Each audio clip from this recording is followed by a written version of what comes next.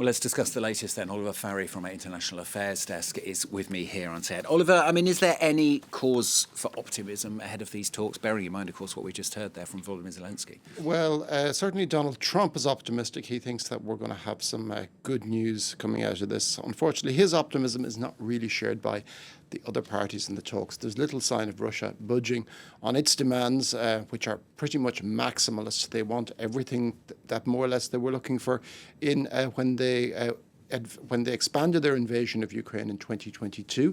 It's also unlikely Ukraine is going to make any of the major concessions that would require it to accept the US plan. The fact that the Trump administration is relatively receptive towards Moscow probably gives the US president that misguided sense of hope.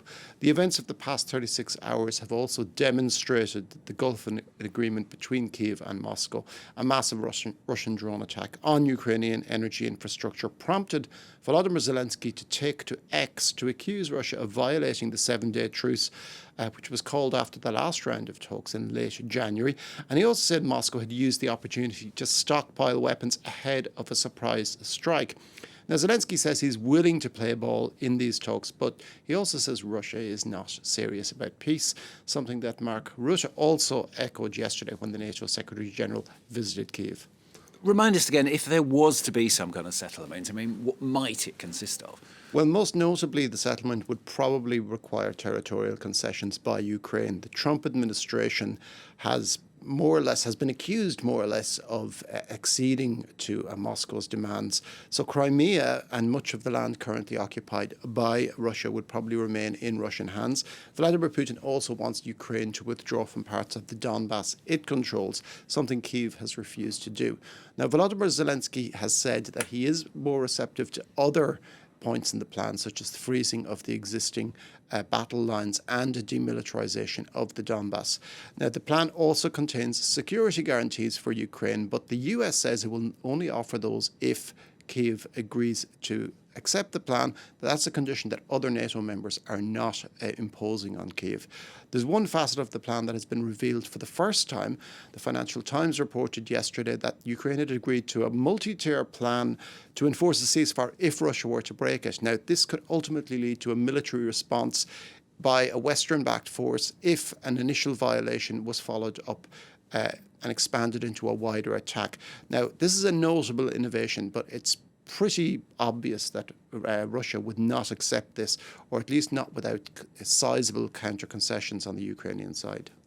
Oliver, you mentioned NATO Secretary General Mark Rutte just a moment ago, reaffirming the alliance's support for Ukraine as he visited Zelensky yesterday. I mean, is there a sense perhaps that NATO's trying to kind of Trump-proof a settlement in the event that the US president might kind of turn his back on Ukraine? It's certainly a fail-safe that they probably hope they never need to use. Volodymyr Zelensky has been categoric in the past, saying that European support is insufficient without American security guarantees. So nobody in Kyiv or NATO, for that matter, either desires a future where Washington is not on side. But they have to prepare for that possibility. And there's definitely an overcompensation in rhetoric from Mark Rutte and also Emmanuel Macron and Keir Starmer, among others, when talking to Ukraine to offset Donald Trump's periodic disengagement. And there is, of course, the drive among European countries to make themselves less dependent militarily on the US. NATO and the EU are not naive. They know that a peace settlement is necessary. They also know that while troops in Ukraine as a peacekeeping force post-settlement, if it were to happen, might be acceptable to people back home, they also know combat troops most likely would not be. But what NATO and its members can do is establish a cordon of sorts that would probably be as much economic and diplomatic as military. So this would probably mean that it would be cutting Russia off from markets. There would be no return to basically business as usual before 2022, and they would try to set the bar as high as possible to make any repetition of what Russia has done as costly as possible for Moscow. Oliver, thanks very much. Oliver Farry from our International Affairs.